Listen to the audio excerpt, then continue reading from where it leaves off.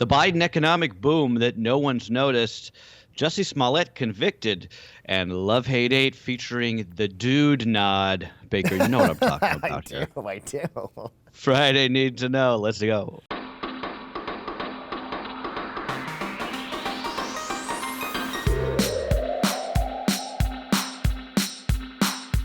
Good morning, everybody. This is Cheddar's Need2Know podcast for December 10th. Man, this week has been, this month has been going by fast, but I feel like this week has really been dragging, Baker. Yo, God, are you kidding me? I feel like, yes, maybe this month is going by fast, but I feel like it has been a slow crawl, at least maybe this week. It feels that way. I took a 2-hour nap yesterday in the middle of the day. Nice. When was the last time you did that? I can't remember. I mean, maybe drunk at a pool on a vacation day, with a margarita next to me. But yeah, I can't remember those days. My hope is, since it's the weekend, we're all able to sort of do that because of the cooler temperatures. Nobody wants to go outside and do anything.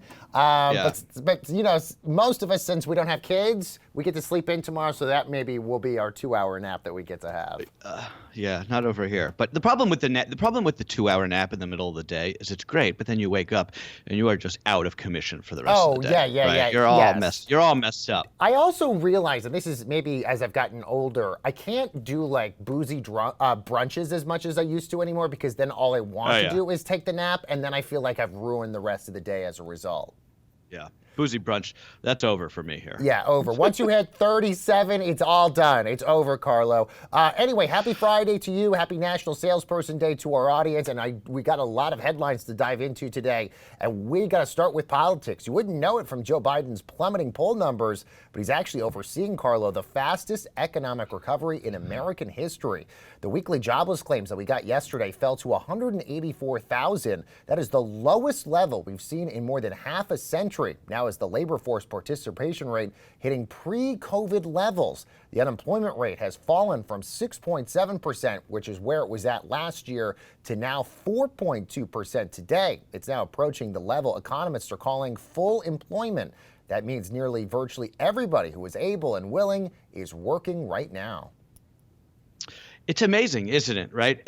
All of that said, the cost of goods remain near a 40-year high. Right? We're going to see that when the monthly inflation data, the CPI print, comes out this morning. Probably by the time you've listened to this, I'm sure it's going to show that inflation has not yet subsided. It's just fascinating, right? Because when you go by the labor data, which has always kind of been the benchmark for economic health, at least I was always sort of taught that that's sort of what you look at to sort of judge an economic recovery by. Judging by that data, this economy is roaring. It's absolutely roaring, but people just aren't feeling it. And they're responding in these polls to, high gas prices and high prices of just about everything. Some of these supply chain shortages that are continuing. And those things are all real. Don't get me wrong. I mean, those really do hit people in the pocketbook, and that's why they're responding to it. But they sort of belie what is really this incredible economic recovery that we're seeing. We were doing 900,000 weekly jobless claims in January of this year when Biden came into office. We're now down to fewer than 200,000. That's unprecedented. And the White House deserves real credit for this, and they should be out there taking that credit, if you ask me. So look, you're right. Wages are up also, which is also impressive, given the fact also that people are finding better jobs and better employment. But let's go through the inflation numbers, because the Labor Department going to release those consumer price index numbers today, and all indications are, Carlo, from economists being surveyed, the prices that we pay for goods and services rose 6.7% in the month of November. That would mark the fastest pace of inflation growth since 1982, and it would be the sixth straight month in which inflation topped 5%. I've seen some even bearish economists that also think maybe it might go to 7%, which is crazy. So yes, while the wage numbers are good, people are getting more money in their paycheck, they're paying even more for a lot of the products. And as a result of that, while Joe Biden is overseeing a great economic boom, the number one issue you're seeing from pollsters when it comes to the midterm and the election is the cost of goods, gas prices, food, all of not being able to get a lot of the goods and materials that they want because it's taking weeks on end for it to get here. That could be potentially cataclysmic for Democrats come November. Yeah, I think it all, we're still a ways out. I think that, if the inflation situation materially gets better in the, first half of 2022, people were writing off the Democrats for the midterms next year, and I think right now they would get absolutely beat down. But if the inflation situation gets better in the first half of next year, they could put up a real fight. A Democratic pollster told the New York Times last week, when they looked at the numbers from Virginia in particular, and these were people traditionally that voted for Joe Biden but then voted for Glenn Youngkin, the Republican. It was all about issues that were affecting them now: COVID, the economy, those, not the social issues, not the sort of education played a little bit of a role, but not nearly to the extent of the economic issues. So if we get out of this coronavirus pandemic and if the economy continues to be humming, that might be the only silver lining here for Democrats. We yesterday started the show talking about all those big trials, and one of them just ended yesterday. Jussie Smollett was found guilty of lying to police about being a victim of a hate crime nearly 3 years ago. That in a case that quickly tapped into the country's political polarization. The jury convicted the former Empire actor on 5 of 6 counts of felony disorderly conduct, and he could face up to 3 years in prison on each one of those counts. Smollett's defense team said that they will appeal the verdict. They're calling him an innocent man. But Carlo, we have to remember when this all got started, what a mess this all became, because the city attorney at the time had dropped charges against Jussie Smollett. And then the attorney then ended up recusing herself against the crimes here. Then a special prosecutor was called to re-look at this case, and then they brought charges, and then the jury found him guilty. So interesting, sort of this complete change from what had happened after this story had originally broke. I don't think he's going to go to jail. He has a clean record, so I don't. My guess is that he won't get jail time or maybe a suspended sentence. We'll see. But I mean, look, what are the lessons here? I think one of the lessons from this case, really from several of these cases, Rittenhouse included, but especially this one, is we have to learn. I think let's just wait. Everybody needs to just take a deep breath and wait when some of these stories, cross and break and start going crazy on the internet. Everybody take a deep breath, and I'm talking about us in the media and us particularly on this podcast as well. Everybody jumped on this story as it happened because it really neatly fit into like the current political, the currents at the time, right? This was at the height of the Trump administration. Smollett was accusing this pair of MAGA hat wearing guys who jumped him in the middle of Chicago. That should have smelled fishy from the beginning, really, if you just stopped to think about it, right? But then you had people like Kamala Harris, who was, what was she, Attorney General of she was a senator at the time. She immediately issued a statement calling this a modern day lynching. I think Biden also did something similar. A lot of Democrats jumped on this story. Yeah, so it's just, let's sort of wait and let the process play out in some of these cases. I think that's one of the lessons from several of these high profile trials we've been covering. Look, you're right, but and I think a lot of us emotionally gravitated to this case because as somebody, I have not experienced anti-gay hate, but we see that on the rise. We see anti-Jewish hate. We see racist hate. All that stuff really sort of escalating especially over the last couple of years. So it was easy to sort of basically gravitate to this case and sympathize with Jussie Smollett. But I think you're absolutely right. I think if anything that we've learned from all of these cases, we just have to, we have to basically take a beat and listen to exactly what the story is on a lot of these. And it's really a shame because, there are real instances. Yes, and that you're 100% right. That's the disappointing part.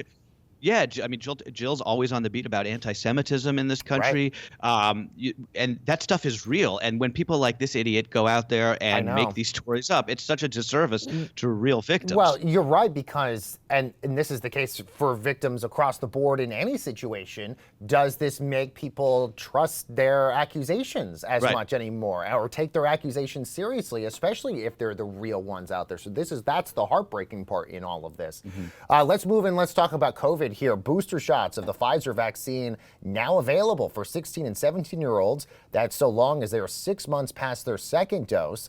The CDC granted the emergency authorization and strongly encouraged those teenagers to get boosted that as soon as they become eligible, given the unknown so far about the Omicron variant. And as we reported yesterday, Carlo, if you get that booster shot, this according to Pfizer's data, you're likely, the antibody levels that you're getting are going to basically protect you likely from extreme hospitalization and death here.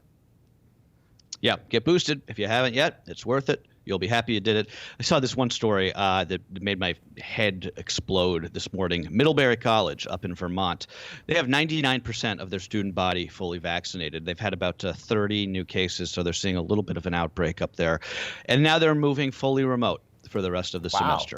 I don't know. If I were a student there, I would be furious. If I was a parent of a student, I would be furious. I mean, this is a college that costs $60,000 a year to go to, and now they're just moving it online because of an outbreak. Even though no one is going to the hospital there, right? They're all protected. If you are fully vaccinated against COVID, it is essentially the worst case scenario is that it is basically a flu for you. I don't know. I would be out in the streets protesting if I was in school and this happened. We have got to stop with this stuff. It's for people who are not at high risk. We just have to move on from this. That, I think, is the disappointing part in all of this, especially because if you feel like you've just done your job, your job just to get vaccinated, and move on with your life, there are people who either A, have not been vaccinated, or B, people who have taken sort of, extreme measures like going fully remote when you have 99% of your people vaccinated that are incredibly frustrating to the rest of us, because we're like, look, we've done our job, but yet this continues to still be an issue that we still basically have to go through. That it's like, when is this over? When is the light at the end of the tunnel coming here? It'll never be over if we treat it this way, right? Because it's never going to go away. There will never be zero COVID cases. So we have to get to a point where we accept some amount of risk. I don't know. I've been saying this forever now, but the vaccinations have changed the game, and we're still a lot of places, especially colleges, are still treating this as though we're in a place we were last year when nobody was vaccinated. Or businesses continue to delay and extend when they're coming back to the office. I mean, we just talked about the other day how a lot of the Silicon Valley companies, from Google to Facebook, are now delaying now till the end of January. Facebook, in many instances, now till June in some departments when they come back to the office. And that's the frustrating thing, is because it's like they asked their employees to do something. We all did it, but because of the Omicron variant, people who haven't been vaccinated, all these other sorts of factors, it just continues to delay this thing when all of us kind of just want to get our lives back. Yeah, well, the return to office is a different thing, I think, mostly because a lot of workers want to stay home. But colleges in particular, I mean, the college experience is a college experience. You have to be on campus for that. You cannot. College is not about just taking tests and doing your work online. You got to be on campus. You got to be social. Yeah, exactly. You got to be out there socializing, and you're paying all that money. You only have one shot of it. I don't know. I would be really. If I were a college student by now, I'm talking. We're going on 3 years of this. It's crazy. Yeah. If I'm paying $60,000 to do Zooming and online remote working, get the hell out of here. There's a lot of other cheaper options out there if that is what you're doing. Let's talk about the big news happening at Starbucks. Workers at a store in Buffalo have voted to unionize, and that is creating the very first U.S. labor union in the coffee chain's 50-year history. Now, in the first of 3 separate store elections in the Buffalo area, one location voted in favor of the union, one voted against it. The third is still waiting for their votes to be tallied and hasn't been ratified just yet. In the election, no doubt a huge win for the resurgent organized labor movement, and a big blow to Starbucks, which has fought the organization's attempts for many, many years. Starbucks, a lot of economists out there, Carlo, are saying Starbucks is better positioned than other companies out there, maybe to absorb the high costs than their industry peers. But unions are rare in the restaurant industry. Only about 1.2% of workers at food and drinking outlets were members of unions just last year. That is well below the private sector unionization rate, which is about 6.3%. But I would add just a tiny footnote. Over the course, especially because of the pandemic, we've seen a huge rise of union drives from Amazon, John Deere, Kellogg's, those union strikes from those particular locations, that I think this is becoming a bigger movement, I think, in terms of more people wanting to be part of a union than we had in the past. Well, it's one of the real fascinating trends that we're seeing right now in the labor market. One story, just one line here from the Vice story that covered this Starbucks unionization that jumped out at me, quoting here from Vice News. Workers at one of these stores complained about getting stung by bees from a beehive lodged in the store for months. But it wasn't until they filed for a union election that Starbucks actually sent in an exterminator. So again, when you have the power as the employee, you're going to be able to get things that you weren't otherwise, right? I wouldn't be surprised, by the way, if Starbucks actually pulled out of Buffalo in response to this. That could, I don't know. I don't know if that'll happen. We'll have to watch. But also, you mentioned Kellogg. I just want to keep on the labor beat here for a second because we didn't cover this this week. But Kellogg's said it was going to move to permanently replace about 1,400 striking factory workers at that cereal company. That strike has been going on for months now, and it didn't appear any closer to resolution after the union voted this week. They voted down a contract that would give employees a 3% raise. That's less than inflation. We're talking yesterday about, companies giving less than 5% raises. Really a slap in the face, I think, to those workers. And this is also a slap in the face to those workers to just permanently replace them. But back to what you were saying about this, back to the Democrats, right? This is what they should be rallying around. They should be rallying around this organized labor movement.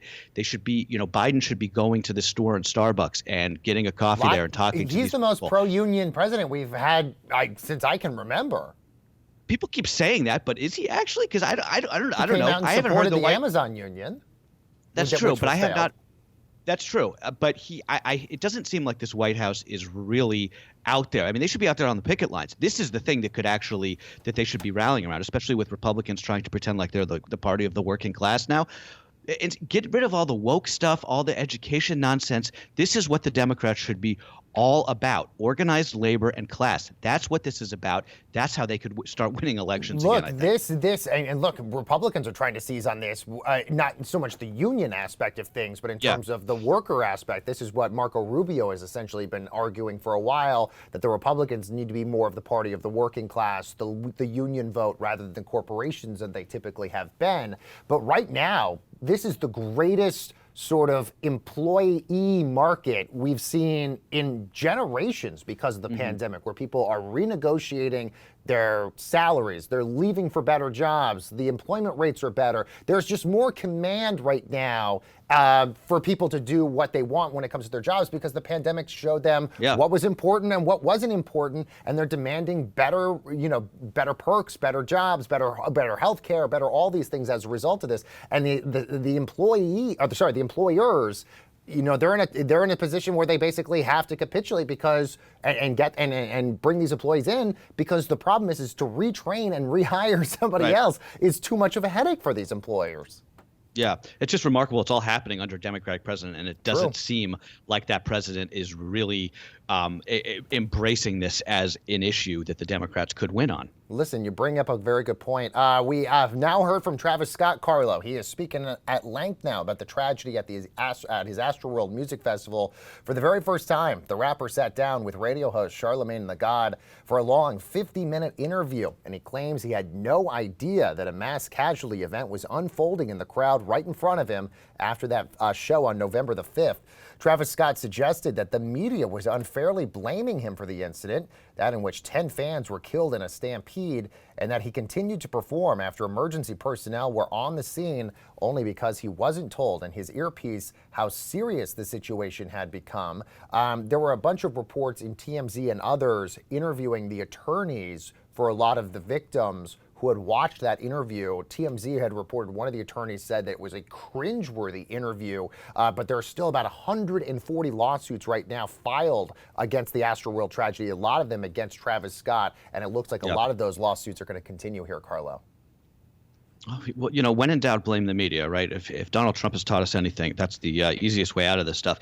Look, he didn't take any responsibility for what happened. I think that's really becoming this, I don't know if it's a trend or if it's just something that's always been the case here. I mean, celebrities give these like splashy sit-down interviews and they say, hey, I didn't do anything wrong, right? Look at what happened with Alec Baldwin last week. He didn't take any responsibility. Right. He didn't really take it. Not even did he not pull the trigger, but he was like, I didn't do anything wrong, essentially. Right. Now, Travis Scott is essentially saying the same thing. And look, I don't know how much these people actually do have responsibility for these incidents, right? The Alec Baldwin thing looks like it was just a total, 1 in a billion accident. Travis Scott, I don't know if you can really put the blame on him for what happened in that crowd. Maybe, I don't know. But it's just fascinating how nobody ever seems to like man up and was just like, I'm involved in this and I have some level of responsibility and I apologize. I think it's probably just because of, everyone's terrified of being sued. That's probably part of it, at least. Right. Well, especially because with Travis Scott, I think what the legal arguments are, when did he know?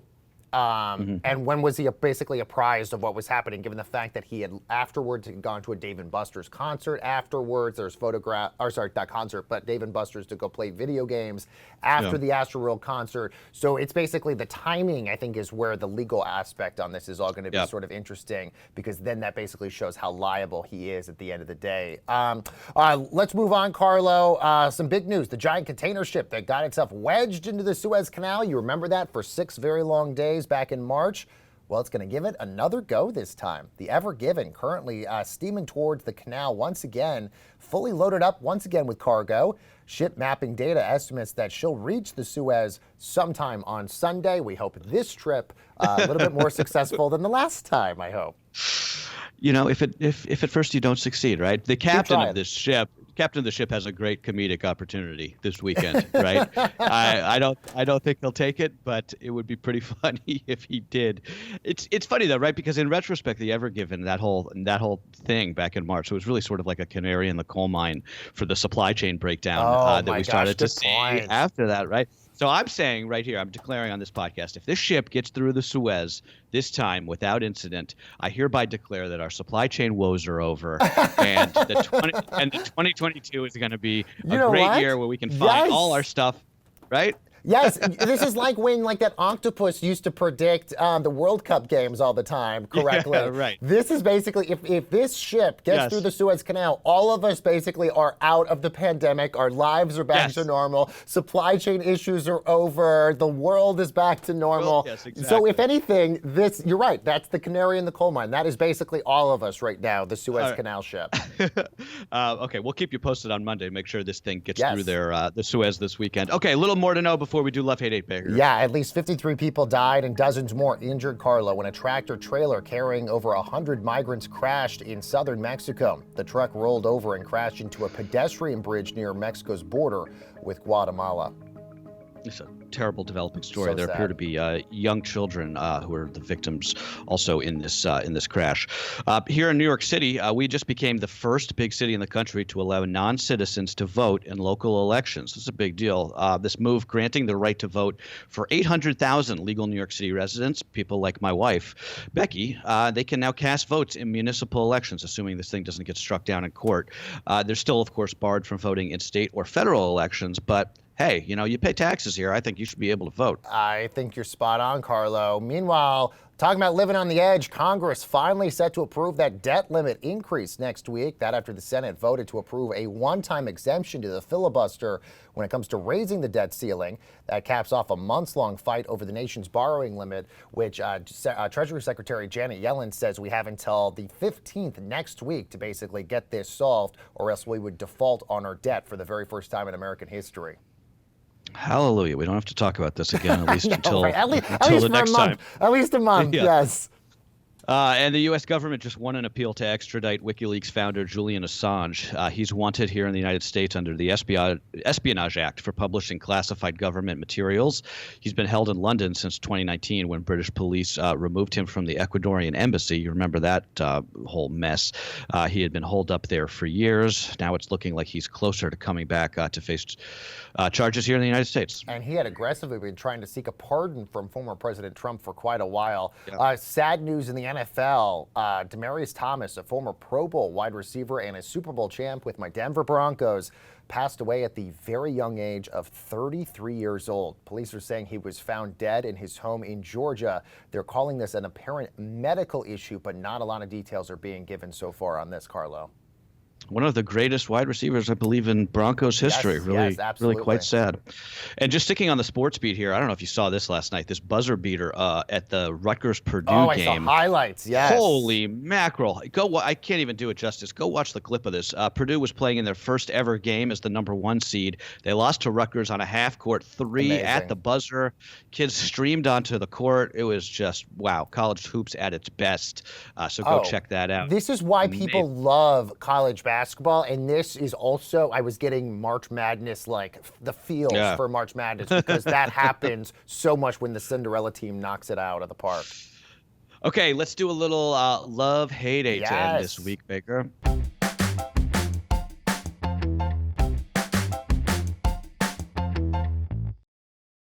I shall begin. One thing that we love, and we alluded to this in the cold open, the dude nod. I'm giving it to you right now. I'm giving it to you right now. Nod. Guys listening, you know what we're saying. This is that little nod that men give each other as kind of like the subtle, unspoken greeting when they're passing each other on the street or in public places. It's not really, it's not up to like a handshake level. It's not like a stop and chat. It's just kind of like a, hey.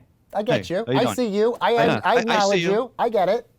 Yes, I always go up to down, but I think that it is acceptable to do the down to up nod. I agree. Also, it's so funny, something that is not spoken about, but is so widely understood and accepted throughout communication, throughout dude culture forever. We all understand the dude nod, and if you don't, ask your fellow man, I'm sure. Ask a dude in your life. Meanwhile, one thing we hate, and this drives me crazy anywhere I go, somebody who holds up the line. I'm the person that is in the back like, hello, please move up, go back up, you can do this. This happens a lot with free samples, like if you're getting samples at like an ice cream store. There's also a Curb Your Enthusiasm episode with the sample abuser about stuff like this. But anybody that holds up a line, I've learned this from my very aggressive Jewish husband, we got stuff we gotta do, we gotta move. The worst is at the TSA, though. That's where really that's where people just they have the they're like fumbling for their breakdown. IDs, they're looking for their passports, and I'm like, you should have this prepared already. Yeah, it's like, oh my God, I can't take my water bottle on the plane. I like, know. It's where like, have you never been? flown before? Have you never flown before? This happened to me this week when I was trying to get a sandwich at the deli, and the guy in front of me was just like, couldn't decide on what he wanted. I'm like, dude, move on. It is so self-selfish. I hate that. But you know, by the way, as a result of that, I have started putting in my orders to pick up as a result of this, because I've become very upset with the amount of time I spend wasting in a line. So now I just put the order in and I just walk in and just be like, just give me my bag. But then I get upset if I'm having to wait in line to wait for that bag. Yeah, exactly. Okay, one thing that we ate, I had a slice of key lime pie from Steve's, which is it's an institution here in Brooklyn in the great neighborhood of Red Hook. And by the way, they are shipping for the holidays. If you're a key lime pie fan, or if you have a key lime pie fan in your life, you can check out his website. It's keylime.com. Key lime pie, I feel like, is sort of controversial. It's one of those things that you really either love or hate. I agree. No one's like lukewarm on key lime pie, right? The secret to key lime pie, and I'm only saying this as a fervent, insane fan of the Barefoot Contessa Ina Garden, the key ingredient, lime zest. Don't ever use lime juice when you're doing a key lime pie. Fresh limes, especially the zest, the key ingredient there. I like that. I still like lemon meringue better, but key lime pie is. I'm not into lemon meringue. Too tart for me. Way too tart. Really? It's like sucking on those Warhead candies. You know those things where literally like your face sucks inside like this. Okay, we're going off the rails as usual. Okay, folks, that's what you need to know for Friday, December 10th. Baker, thank you for being here this week. We'll see you on Monday, and have a great weekend, everybody.